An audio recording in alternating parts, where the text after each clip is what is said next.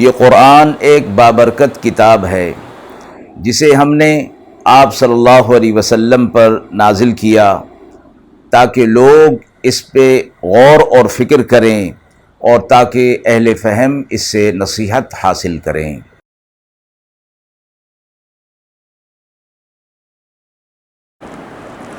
بسم اللہ الرحمن الرحیم۔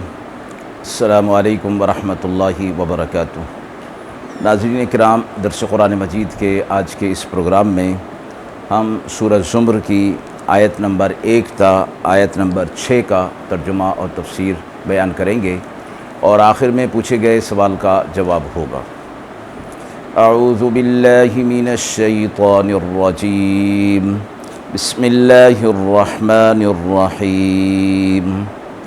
تنزیل الکتاب من اللہ العزیز الحکیم۔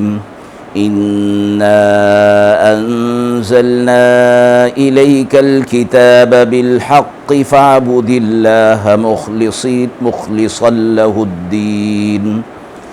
الا للہ الدین الخالص والذین اتخذوا من دونه اولیاء ما نعبدهم الا ليقربونا الى الله زلفى ان الله يحكم بينهم فيما هم فيه يختلفون ان الله لا يهدي من هو كاذب كفار۔ لو أراد الله أن يتخذ ولدا لاصطفى مما يخلق ما يشاء سبحانه هو الله الواحد القهار۔ خلق السماوات والأرض بالحق يكبر الليل على النهار ويكبر النهار على الليل وسخر الشمس والقمر كل يجري لأجل مسمى ألا هو العزيز الغفار۔ خلقكم من نفس واحدة ثم جعل منها زوجها وأنزل لكم من الأنعام 8 أزواج يخلقكم في بطون أمهاتكم خلقا من بعد خلق في ظلمات 3 ذلكم الله ربكم له الملك لا الہ الا هو فأنا تصرفون۔ آیات مبارکہ کا ترجمہ ملاحظہ فرمائیں۔ یہ نازل ہوئی کتاب ہے اللہ کی طرف سے جو زبردست ہے، حکمت والا ہے۔ بے شک ہم نے اس کتاب کو آپ کی طرف نازل کیا حق کے ساتھ، سو آپ اللہ کی بندگی کیجئے خالص ہو کر۔ یاد رکھو اللہ ہی کے لیے خالص بندگی ہے، اور جنہوں نے اللہ کو چھوڑ کر اوروں کو اپنا حمایتی پکڑ رکھا ہے تو ہم عبادت کرتے ہیں ان کو اس واسطے کہ ہم کو پہنچا دیں اللہ کے قریب۔ بے شک اللہ فیصلہ کر دے گا ان میں جس چیز میں وہ جھگڑ رہے ہیں۔ بے شک اللہ ہدایت نہیں دیتا ان کو جو جھوٹا ہو اور انکار کرنے والا ہو۔ اگر اللہ چاہتا اولاد تو کر لیتا، جس کو اپنی مخلوق میں سے چاہتا۔ وہ پاک ہے، وہی اللہ اکیلا ہے اور زبردست ہے۔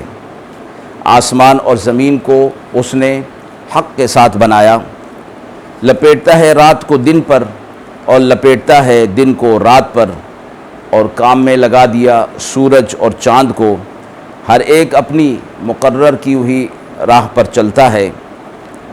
یاد رکھو اللہ زبردست ہے، گناہوں کا معاف کرنے والا ہے۔ بنایا تم کو ایک ذات سے، پھر بنایا اسی سے اس کے جوڑے، اور نازل کیے تمہارے لیے چوپائے سے 8 نر مادہ جوڑے پیدا کیے، پھر بناتا ہے تم کو ماں کے پیٹ میں ایک کیفیت کے بعد دوسری کیفیت پر 3 اندھیروں کے بیچ میں۔ وہ اللہ تمہارا رب ہے، اسی کی حکومت ہے، کسی کی عبادت نہیں، کسی کی بندگی نہیں سوا اس کے، پھر تم کہاں پھرے جاتے ہو۔ مذکورہ آیات سورۃ الزمر کی ابتدائی آیات ہیں۔ سورہ زمر مکہ میں نازل ہوئی، اس میں 75 آیات اور 8 رکوع ہیں۔ سورت کی ابتدا اللہ رب العزت نے قرآن مجید کے نزول کے ساتھ یوں فرمائی کہ ہم نے اس کتاب کو حق کے ساتھ نازل کیا ہے، اور یہ کتاب زبردست اور حکیم ذات کی طرف سے نازل کی گئی ہے۔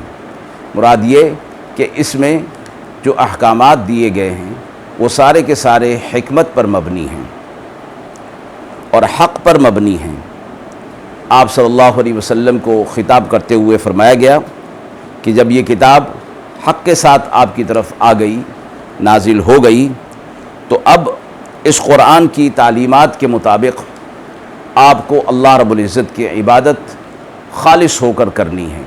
مراد یہ کہ حضرات انبیاء علیہ الصلاۃ والسلام تو اللہ تبارک و تعالی کی عبادت خالص کر کے کرتے ہیں، ان کے اعتقاد سے بڑھ کر کس کا عقیدہ ہوگا؟ تو فرمایا گیا کہ جب حضرات انبیاء علیہ الصلاۃ والسلام کو اس بات کی تاکید کی جا رہی ہے تو عام آدمیوں کی تاکید تو اس سے زیادہ ہوگی، میں کہ جب وہ اس چیز سے خالی نہیں رکھے گئے کہ وہ بھی خالص ہو کر اللہ تبارک و تعالی کی عبادت کریں۔ فرمایا گیا کہ دین اور عبادت اور بندگی خالص صرف اللہ کے لیے ہی ہو سکتی ہے۔ البتہ وہ لوگ کہ جنہوں نے اللہ کو چھوڑ کر اوروں کو اپنا حمایتی، اپنا الہ، مشکل کشا بنایا ہوا ہے، جب ان سے پوچھا جاتا ہے کہ انہوں نے اللہ کو چھوڑ کر اوروں کو الہ، خاص طور پر فرشتوں کو جو اللہ کی بیٹیاں قرار دیتے ہیں اور فرشتوں کی شبیہ کے طور پر انہوں نے بت بنا رکھے تھے، تو جب ان سے پوچھا جاتا ہے کہ ایسا کیوں کرتے ہو، تو جواب میں وہ کہتے ہیں کہ یہ چونکہ فرشتے اللہ کے مقرب ہیں اس لیے ہم ان کی عبادت کرتے ہیں کہ ان کے واسطے سے ہم بھی اللہ کا قرب حاصل کر لیں گے۔ فرمایا کہ یہ اس بات میں اختلاف کر رہے ہیں تو اللہ قیامت کے دن ان کے اختلاف کا فیصلہ فرما دے گا، اور اللہ جو کفر کرنے والا، انکار کرنے والا اور جھوٹ بولنے والا ہو، جھوٹ باندھنے والا ہو، اللہ کی طرف سے اسے ہدایت نہیں دی جاتی۔ پھر مشرکین مکہ نے اللہ تبارک و تعالیٰ کے لیے فرشتوں کو بیٹیاں قرار دے دیا تھا، نعوذ باللہ۔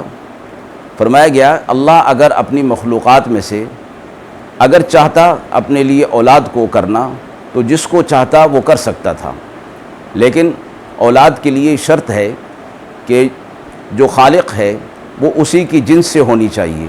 تو اللہ تعالیٰ کی ذات کے علاوہ سب کچھ مخلوق ہے، اور وہ مخلوق کسی بھی حال میں خالق کی برابری نہیں کر سکتی، لہٰذا یہ بات ثابت ہو جاتی ہے کہ اللہ تعالیٰ کے لیے اولاد نہ ہونا ہی اس کی شان کے مطابق ہے۔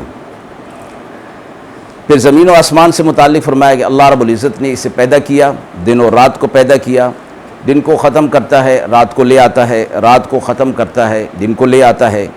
اسی طرح سورج اور چاند ستاروں کو اللہ رب العزت نے مسخر کر دیا، اللہ رب العزت نے ان کی منزلیں مقرر کر دیں۔ یہ سب توحید کی نشانیاں بیان ہو رہی ہیں کہ جب شرک کو اختیار کیا ہوا ہے انہوں نے، اور چاند اور سورج کی یہ لوگ عبادت کرتے ہیں۔ فرمایا گیا یہ تو انسان کے لیے مسخر کر دیے گئے، انسان کی خدمت میں ان کو لگا دیا گیا، کہاں یہ کہ پھر وہ ان کی عبادت میں لگ جائے۔ پھر انسان کے لیے کہا کہ اللہ نے تمہیں ایک نفس سے پیدا کیا، یعنی حضرت آدم علیہ الصلاۃ والسلام جو انسانیت کے جد امجد ہیں، پھر تمہارے لیے جوڑے پیدا کر دیے، پھر تمہارے لیے چوپائے پیدا کیے، اس میں بھی جوڑے پیدا کر دیے۔ مراد اس سے یہ ہے کہ نر مادہ 8 پیدا کر دیے، اور اس حوالے سے یعنی بھیڑ، بکری، اونٹ اور گائے، اور جب ان کے نر و مادہ کو ملائے جائے تو یہ کل 8 ہو جاتے ہیں۔ اس کے بعد انسان کی پیدائش سے متعلق یہ فرمایا کہ اللہ نے تمہیں تمہاری ماؤں کے پیٹ میں اس حال میں پیدا کیا کہ ایک کیفیت کے بعد دوسری کیفیت تمہارے اوپر طاری ہو جاتی تھی، اور اس کیفیت سے وہ عورت بالکل لا علم رہتی تھی۔ اللہ رب العزت کی کاریگری اور اس کی صنعت اور اس کی قدرت ماں کے پیٹ کے اندر جاری تھی، اور فرمایا کہ ایسا نہیں کہ جس طرح کہ کوئی مصور کوئی تصویر بناتا ہے یا کوئی اپنی تخلیق کرتا ہے، تو وہ اللہ تبارک و تعالی جو انسان کی تخلیق ماں کے بطن پیٹ کے اندر کر رہا ہے، تو وہ یکے بعد دیگرے 3 اندھیروں کے اندر کر رہا ہے۔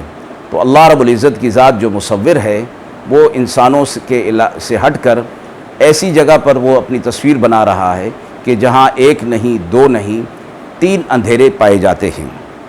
فرمایا کہ یہ تمہارا رب ہے، ساری کی ساری حکومت، ملک اور ملک سارا اسی کا ہے، اس کے علاوہ کسی کی بندگی نہیں، سو تم ایسے رب کو چھوڑ کر کہاں پھرے جا رہے ہو؟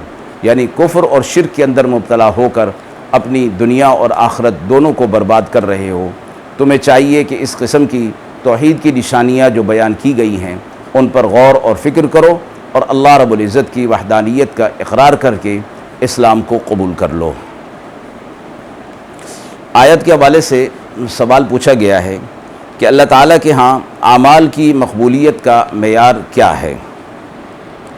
قرآن مجید کی متعدد آیات سے یہ بات ثابت ہے کہ اللہ تعالیٰ کے ہاں اعمال کا حساب گنتی سے نہیں بلکہ وزن سے ہوگا۔ قرآن مجید میں فرمایا گیا وَنَضَعُ الْمَوَازِينَ الْقِسْطَ لِيَوْمِ الْقِيَامَةِ، کہ قیامت کے دن اعمال کے لیے ایک ترازو قائم کیا جائے گا۔ اللہ کے نزدیک اعمال کی قدر اور وزن اخلاص کی بقدر ہوتا ہے، یعنی جس عمل کے اندر جس قدر اخلاص ہوگا اللہ کے ہاں اس عمل کا وزن اتنا ہی زیادہ ہوگا، اور یہ اخلاص بغیر ایمان کے کمال ایمان کے حاصل نہیں ہو سکتا۔ اس لیے اخلاص کامل یہ ہے کہ اپنے ایمان کو بھی خالص کر لیا جائے، نہ کسی کو نفع نقصان کا مالک سمجھا جائے، اور نہ اپنے کاموں کو غیر اللہ کی طرف نسبت دی جائے۔ البتہ اعمال کے اندر اگر غیر اختیاری وساوس آ جاتے ہیں جن کی طرف توجہ نہ کی جائے تو اللہ رب العزت اس قسم کے وساوس کو معاف فرما دیتے ہیں۔ وآخر دعوانا ان الحمد للہ رب العالمین۔